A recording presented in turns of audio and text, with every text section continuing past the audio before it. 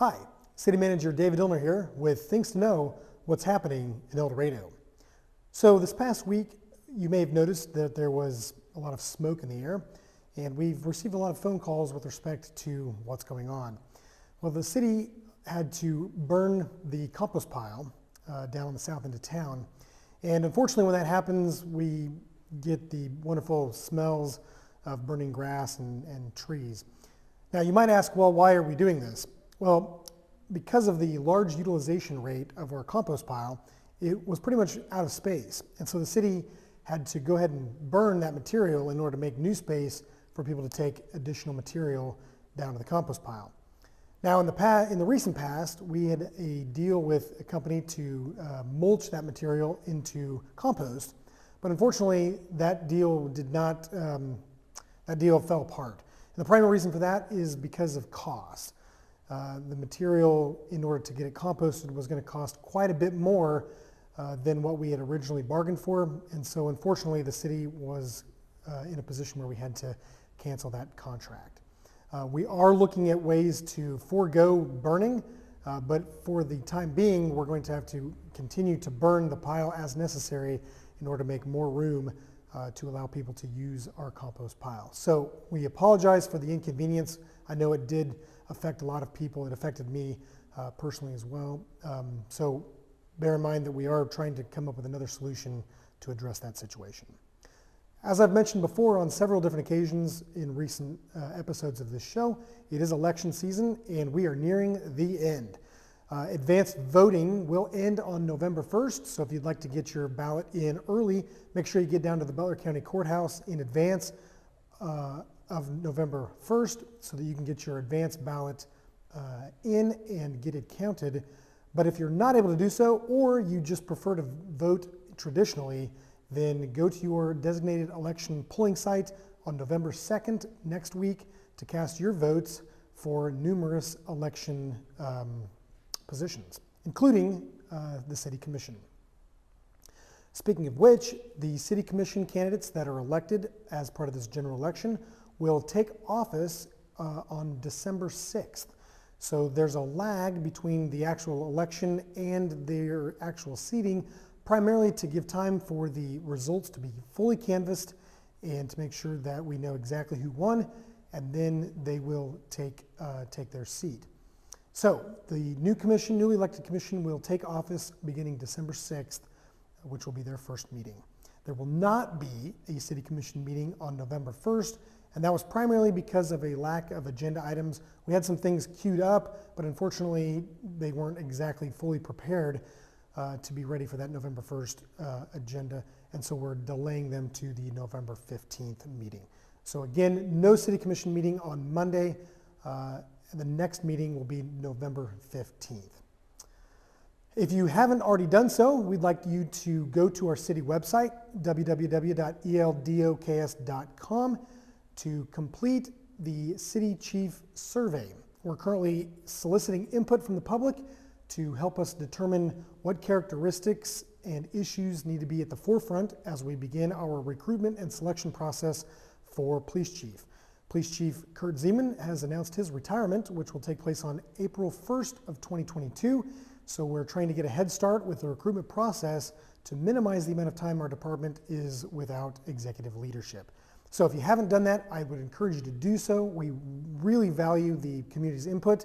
We want to make sure that we get that feedback to help inform a decision-making process so that we can find the right candidate for the job. Again, go to our city's website at eldoks.com for more information. So another thing I'd like to share with the community is some awards and recognition that the city has received recently. So Javen Gonzalez, our Destination Services Coordinator, recently attended the TIAC conference, which stands for the Tourism Industry Association of Kansas. The good news is when he attended the conference, we were awarded 2 first place awards, which you see right here, for a couple things that we've been recognized for in the tourism industry. The first award is for the 2021 Small Budget In-House Visitor's Guide. Javen has worked with a number of our community partners to develop an in-house visitor's guide, meaning that we did it in-house, we didn't contract out with another company, and that was primarily to save costs. And so we did that, and he created a wonderful visitor's guide to communicate with visitors to our community, all the great things that are taking place within our community, attractions, restaurants, things to do. So we were fortunate enough to get the first place award on that. We also got the first place award for the 2021 Small Budget Community Awareness Award, which is our marketing campaign to communicate with all of you, our citizens and visitors, all the things that are going on in El Dorado. So we'd like to congratulate the City of El Dorado as well as Javen for his hard work and efforts in promoting the city to visitors to get more people to visit El Dorado. Keep up the great work, and we'll see what happens next year. Now, as we all know, Halloween is quickly approaching, as Halloween is on Sunday. So I'm going to turn it over to one of our police officers to share some great tips to keep kids safe for Halloween. Hello, El Dorado. This is Officer Herrick with the El Dorado Police Department. We just wanted to give out a few safety tips for this upcoming Halloween weekend. Kids, when you go out trick-or-treating, we'd like you to wear reflective or glow stick materials around your wrists or ankles so you can be seen by passing motorists.